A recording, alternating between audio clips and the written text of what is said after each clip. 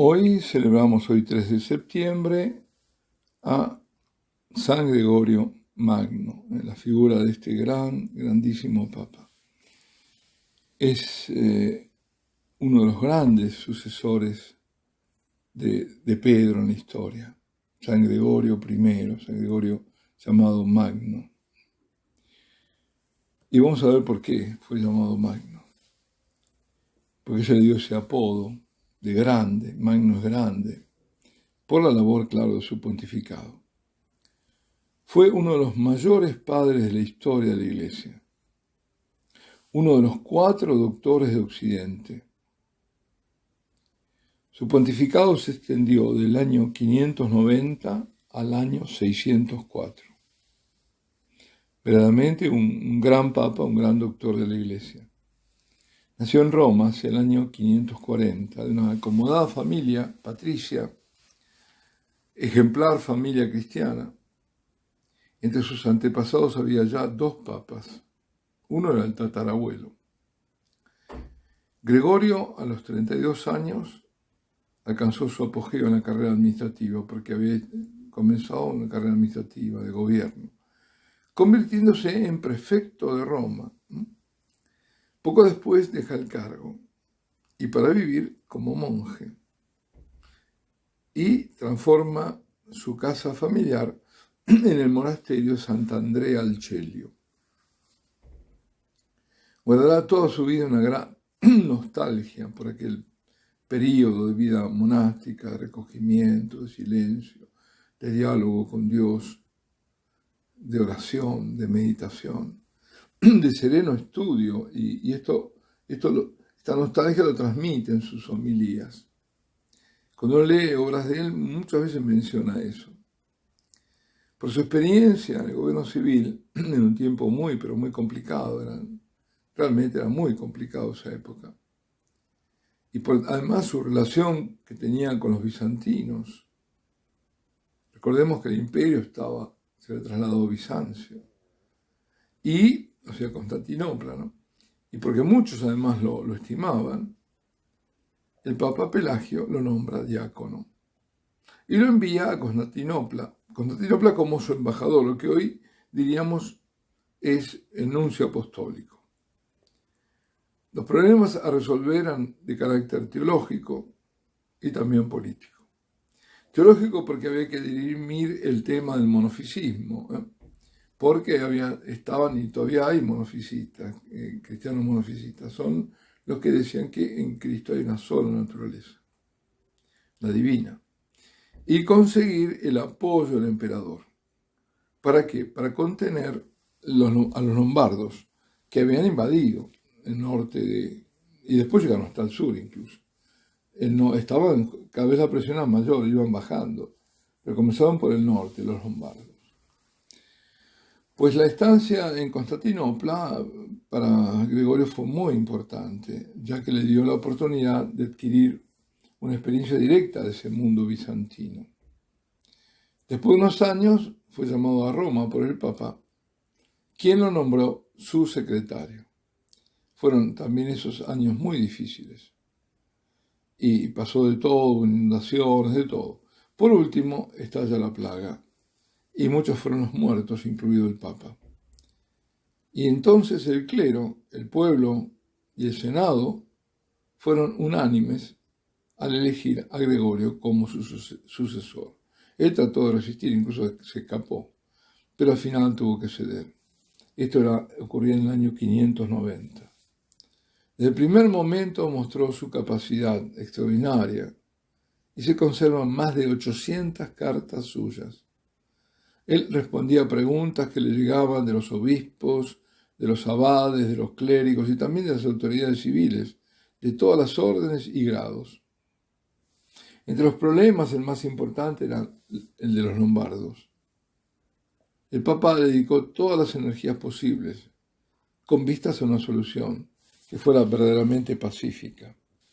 Y mientras el emperador bizantino veía en los lombardos gente ruda, depredadora, a las que había que dominar, exterminar directamente, San Gregorio, en cambio, como gran pastor que fue, vio en ellas a quienes debía anunciar la salvación, y evangelizados pudiesen convivir con los demás, itálicos e imperiales.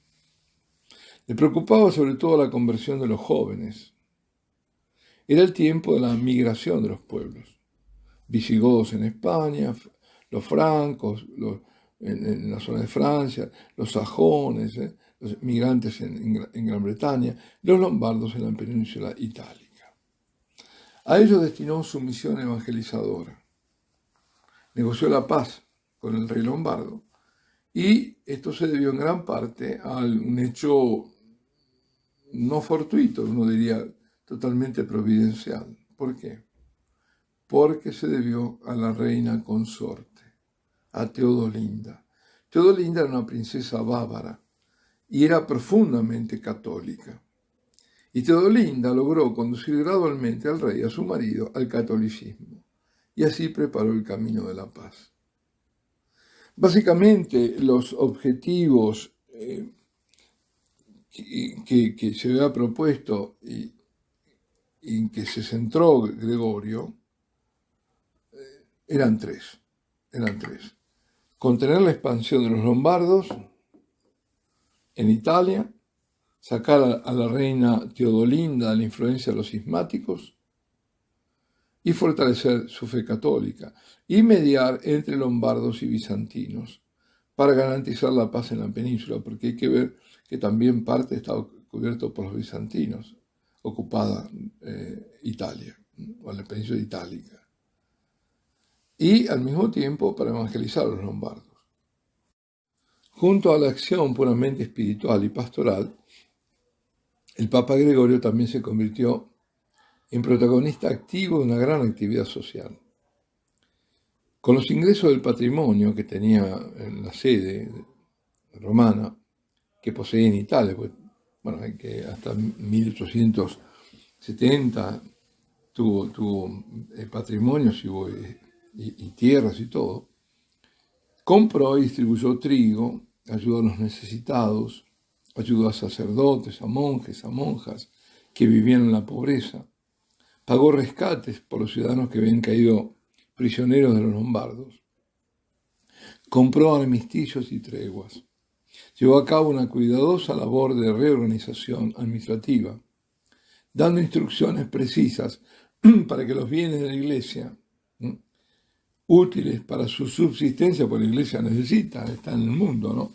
Y para su obra evangelizadora en el mundo, que estos bienes fueran gestionados con absoluta rectitud y según las reglas de justicia y de misericordia. Qué ejemplo para nuestro tiempo, ¿eh? Además, protegió a los pobladores de los abusos, de los atropellos de aquellos concesionarios de las tierras que eran propiedad de la iglesia. Y en caso de fraude, que se les indemnizara prontamente para que el rostro de la esposa de Cristo no se contaminara con ganancias deshonestas. Ah, Gregorio, cuánto te necesitamos. Gregorio realizaba esta intensa actividad a pesar de su mala salud. A veces le obligaba a permanecer en cama durante largos días. Su voz era muy débil, por lo que a menudo se vio obligado a confiar la lectura de sus homilías al diácono. Hizo todo lo posible para celebrar el Missarum Solemnia, que es la misa solemne en los días festivos, y luego conoció personalmente al pueblo de Dios, que le tenía mucho cariño, porque en él veía un padre que los protegía. No fue por casualidad que él pronto se le atribuyó el título de Consul Dei. Era un hombre inmerso en Dios. El deseo de Dios siempre estuvo vivo en el fondo de su alma, y por eso mismo siempre estuvo muy cerca del otro, del prójimo, de las necesidades de la gente de su tiempo. En una época desastrosa, incluso desesperada, supo crear la paz y dar esperanza. Y a pesar de los numerosos compromisos que tenía como Papa, nos dejó muchas obras, muchas y grandes.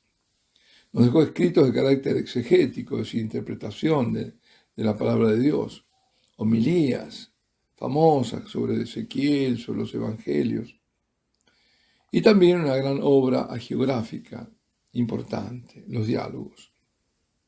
Los diálogos, escrita por él para la construcción de la reina Teodolinda. Y la obra principal y más conocida es sin duda la regla pastoral, que le había redactado al inicio de su pontificado. Hay que notar, en primer lugar, que en sus escritos Gregorio nunca se preocupa de mostrar su doctrina, su propia originalidad. Más bien, quiere hacerse eco de la doctrina tradicional de la Iglesia. De eso. La tradición viene respetada.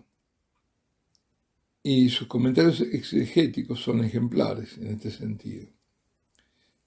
Él era un lector entusiasta de la Biblia. Y se acercaba a la Biblia no con, digamos, intenciones solamente especulativas. Porque pensaba que el cristiano debe extraer no tanto conocimientos teóricos, sino el sustento diario de su alma, de su vida de hombre en este mundo. En las homilías sobre Ezequiel, por ejemplo, insiste fuertemente en que esta función del texto sagrado es acercarse a la Escritura simplemente, decía él, para satisfacer el deseo de conocimiento, significa ceder a la tentación del orgullo y exponerse así al riesgo de caer en la herejía. Es decir, la humildad intelectual es lo importante, es la regla principal. Es la regla principal para aquellos que buscan penetrar realidades sobrenaturales a partir del libro sagrado. La humildad, por supuesto, no excluye un estudio serio. Cuando se trata de la palabra de Dios, la comprensión no es nada si la comprensión nos lleva a la acción. Es decir, vivir la palabra. Siguiendo la tradición patrística, examina el texto sagrado de las tres dimensiones de su significado, en general la Biblia, ¿no? La dimensión literal que dice el texto, la alegórica, a qué hace alegoría o se refiere, y la dimensión moral, que son dimensiones del único sentido de la Sagrada Escritura. Pero él le da un predominio al sentido moral y afirma que el obispo es ante todo el predicador por excelencia. Como tal, debe ser ante todo un ejemplo para los demás. Este gran pontífice insiste además en el deber que tiene el pastor de reconocer cada día su propia miseria, para que el orgullo no haga que el bien se cumpla en vano ante los ojos de Dios, que es el juez supremo. Y una obra significativa es esa que comentamos, Diálogos. En Diálogos, ¿qué había aquí? Había una posición que era la de su amigo, el amigo era el diácono Pedro. Pedro estaba convencido de que las costumbres eran tan corruptas que no permitirían el ascenso de santos como en tiempos pasados. Ahora no hay lugar a santos. En cambio, Gregorio decía, la santidad siempre es posible, incluso en tiempos difíciles. Y lo demuestra al narrar la vida de personas contemporáneas, recientemente fallecidas, que bien podrían haber sido calificadas como santas, aunque no canonizadas. Y todo esto lo extrae de las tradiciones vivas del pueblo y tiene el propósito de edificar y formar el significado del milagro, por ejemplo, la interpretación de la Escritura, la inmortalidad del alma, la existencia del infierno, la representación de la otra vida, todos los temas que necesitaban una aclaración adecuada. Y el segundo libro está enteramente dedicado a la figura de Benito de Nurcia, Benedetto di Norcia, y es el único testimonio antiguo sobre la vida de santo monje. Él es el biógrafo, digamos, de Benito, en esta geografía, ¿no? O agiógrafo, donde aparece la belleza, ¿no?, espiritual en todas las evidencias del texto. Yo recuerdo que cuando el Papa, que yo estoy extrayendo todo esto de una audiencia en general que tuvo el Papa Benedicto, que cuando el Papa Benedicto se despide el 27 de febrero, comenta, entre otras cosas, por qué él se puso ese nombre Benedicto. Y dijo, por un Papa y por San Benito y San Benito de Nurcia. Es decir, por eso. Recuerda Gregorio en la historia de Benito que cuando los monjes intentan envenenarlo, Benito se va, deja todo. Bien. Acerca de las relaciones que el Papa Gregorio cultivó con los patriarcas de Antioquía, Alejandría, la misma Constantinopla, los grandes patriarcados, ¿no? Él se preocupó por no inmiscuirse, dejarles autonomía, nada que interfiriese, que pudiese limitar la legítima autonomía de estos grandes patriarcados, ¿no? Y acuñó para sí el título que después lo siguieron poniendo los demás papas, Servus Servorum, Servus Servorum Dei, siervo de los siervos de Dios. Era su verdadera forma de vivir, de actuar. Él estaba impresionado por la humildad de Dios, que en Cristo se convirtió en nuestro siervo, que nos lavó y lava nuestros pies sucios. Por eso estaba convencido que sobre todo el obispo debería imitar esta humildad de Dios y así seguir a Cristo. Y su deseo era verdaderamente vivir como monje en permanente conversación con la palabra de Dios. Pero por amor a Dios supo hacerse servidor de todos en un tiempo muy difícil, lleno de tribulaciones, de sufrimientos. Supo convertirse en siervo de siervos. Alabado sea Jesucristo. San Gregorio Magno intercede por nosotros, la Iglesia de Cristo.